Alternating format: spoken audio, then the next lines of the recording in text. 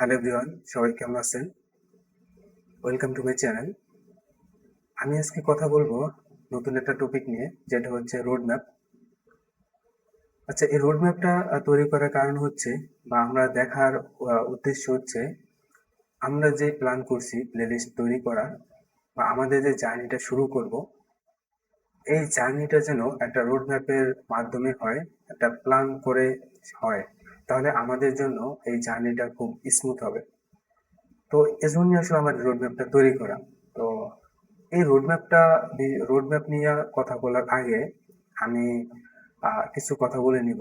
সেটা হচ্ছে, আমার ভিডিও যারা দেখতেছেন এবং গত ক্লাস বা ইন্ট্রোডিউসিং ভিডিও যারা দেখেন নাই, আমি অনুরোধ করবো আপনারা ওই ভিডিওটা দেখে তারপর হচ্ছে রোড ম্যাপের ভিডিওটা দেখেন। কারণ হচ্ছে রোড ম্যাপের ভিডিওটা দেখার আগে আপনি যদি ওই ভিডিওটা দেখেন, ফার্স্ট ভিডিওটা, তাহলে হচ্ছে আপনি অনেক কিছু ক্লিয়ার হবেন, ওই ফ্লো সম্পর্কে অনেক কিছু বুঝতে পারবেন, বা ওই ফ্লো কিভাবে কাজ করে সবকিছু বুঝতে পারবেন। তো এই ভিডিওতে আর ওই বিষয়ে আলাপ করব না, কিন্তু আরেকটা কথা অ্যাড করব। সেটা হচ্ছে, আপনাদের কাছে রিকোয়েস্ট করতে পারি যে, আপনারা যারা কেরিয়ার নিয়ে চিন্তা করতেছেন, বা কেরিয়ার হচ্ছে কোন দিকে নিবেন, কি করবেন খুঁজে পাচ্ছেন না, আমি বলবো আপনারা এই ওয়েব ডেভেলপমেন্টে আসতে পারেন এবং হচ্ছে ওয়েব ফ্লো শিখতে পারেন।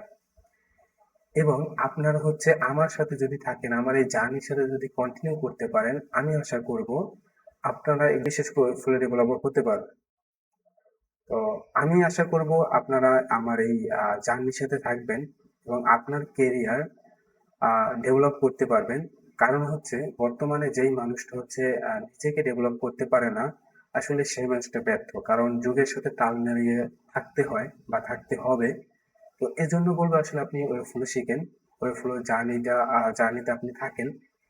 এবং হচ্ছে আপনি একটা কথা আসে যে, আমি ওয়েব ফ্লো শিখে আসলে আর্ন করতে পারবো কিনা। অবভিয়াসলি আপনি আর্ন করতে পারবেন।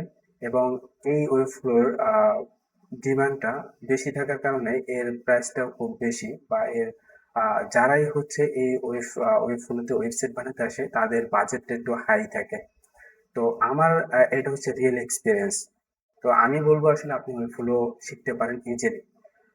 তো আর কথা বাড়াবো না, চলেন দেখি স্ক্রিনে যে আমাদের আজকের রোড ম্যাপটা কিভাবে হলো, বা কিভাবে করলাম, আমরা একটু দেখি যে আমাদের নেক্সট জার্নিটা কেমন হবে। সেটা আসলে এই রোড ম্যাপের মাধ্যমে আমরা বুঝতে পারবো বা জানতে পারবো।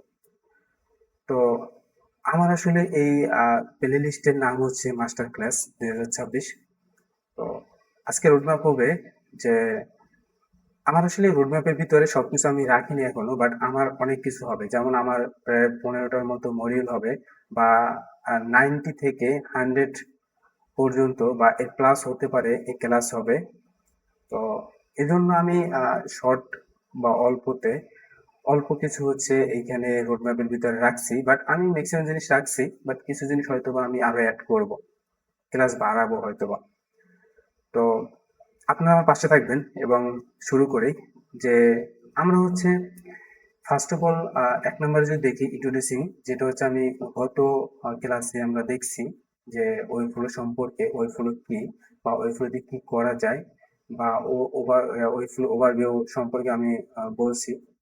তো এটা আমি হচ্ছে গত ভিডিওতে বলছি বা দেখছেন আপনারা, বা আপনি যদি না দেখে থাকেন আপনারা হচ্ছে গিয়া গত পর্বটা আপনি দেখে আসবেন। তারপরে বলবো আপনারা এই ভিডিওটা দেখেন। গত ভিডিওর লিঙ্কটা আমার এই ভিডিওর ডেসক্রিপশনে দেওয়া থাকবে। আপনারা যদি মনে করেন দেখা দরকার, তাহলে আপনারা দেখে নেবেন। ওকে, তাহলে হচ্ছে এখন 2 নম্বরে দেখি যে web flow basics. Web floor যে বেসিক আছে, যেমন dashboard overview, project and settings আছে, তারপরে পেজ অ্যান্ড কোলাবোরেশন আছে, understanding the interface, web flow interface সম্পর্কে আমরা দেখবো। থার্ড হচ্ছে কি, layout and design, add and style elements, layout, flex grid, spacing and sizing, color and typography। কারণ আমাদের ওই ফ্লোর ভিতরে বা ওয়েবসাইটের ভিতরে অনেক লেআউট, অনেক কালার, অনেক কিছু করতে হয়, গ্রিড ফ্লেক্স, অনেক কিছু করতে হয়, সাইজ নিয়ে কাজ করতে হয়, স্পেসিং নিয়ে কাজ করতে হয়। তো আমরা এইগুলা এই পার্টে দেখবো। তারপরে 4 নম্বর যে পার্টটা, সেটা হচ্ছে বিল্ডিং সেকশন। আমরা যে ওই ফুলের ভিতরে যে একটা পেজ বানাবো, এই পেজের ভিতরে বিভিন্ন layer layer section section section থাকে। তো এইটাই মেন হচ্ছে এখানে আছে যে header and navbar view section about and service feature footer, মানে একটা পেজে অনেকগুলা লেয়ার থাকে, অনেকগুলা সেকশন থাকে। হেডার, বডি, ফুটার, এইভাবে এর ভিতরে অনেক কিছু থাকে, অনেক সেকশন থাকে, তো এইটা দেখা হবে।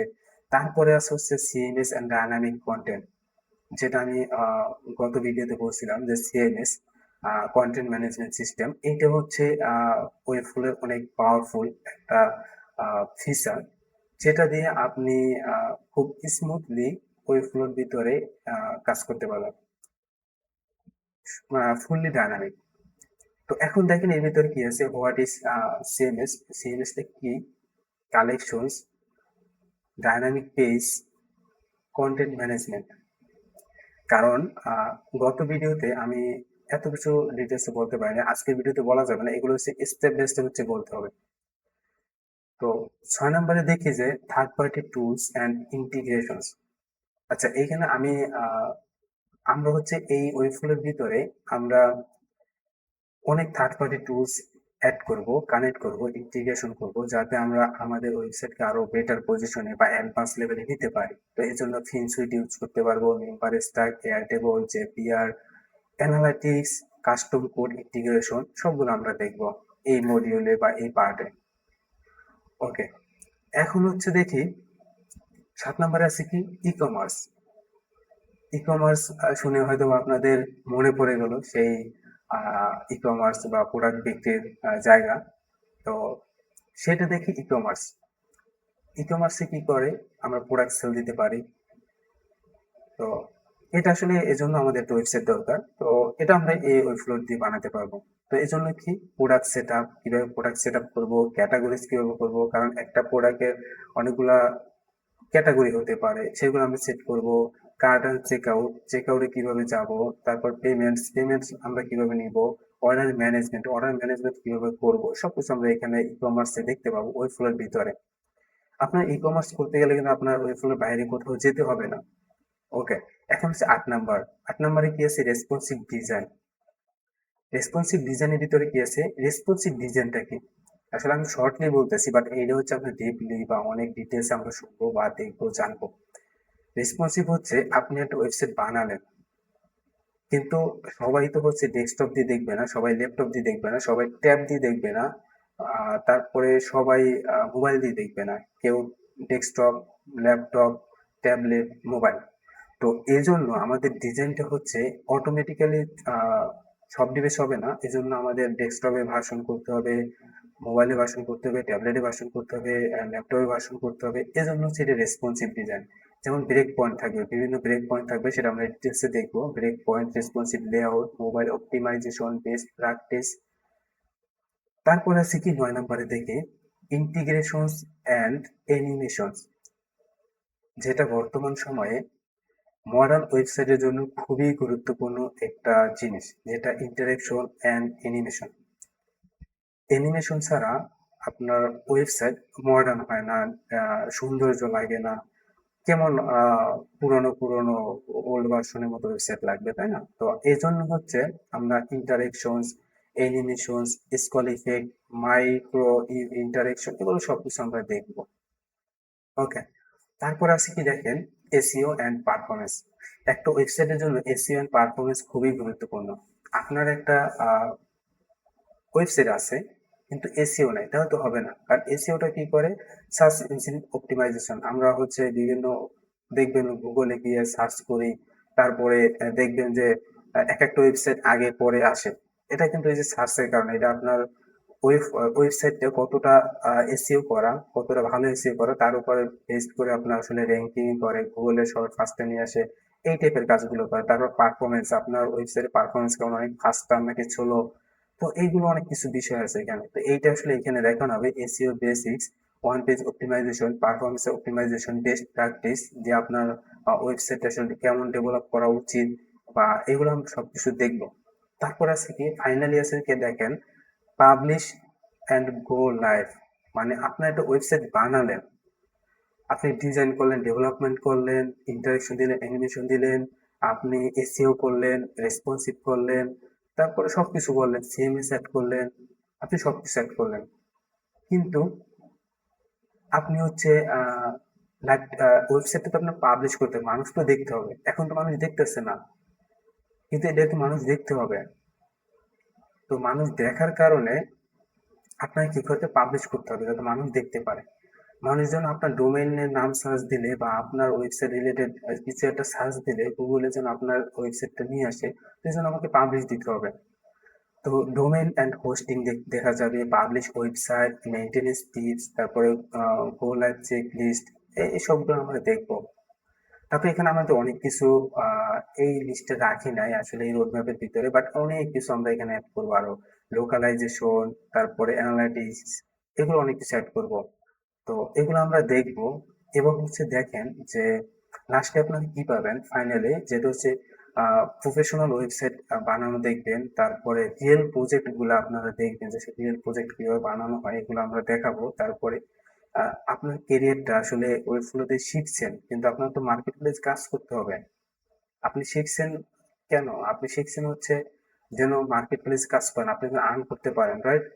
আপনার কেরিয়ার যেন ডেভেলপ করতে পারেন, এজন্য শিখছেন। এখন যদি আপনি কাজ শিখে যদি আপনি বসে থাকেন, আপনি কাজ না করেন, তাহলে তো হবে না। তো এই জন্য হচ্ছে আপনার আসলে ওয়েব কেরিয়ার নিয়ে আমরা কথা বলবো, বা আপনার জব নিয়ে, বা আপনার যদি মার্কেট প্লেসে কাজ করতে চান বা ফ্রিল্যান্সিং করতে চান, তো এই বিষয়ে নিয়ে আসলে আমরা এখানে আমাদের টিপস থাকবে, বা আমরা যতটুকু জানি আপনাদের জানাবো বা শেখানোর চেষ্টা করবো ইনশাল্লাহ।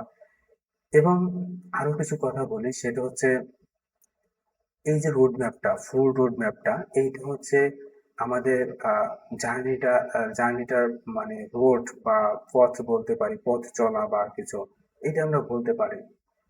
কারণ এটা খুবই গুরুত্বপূর্ণ রোড ম্যাপটা।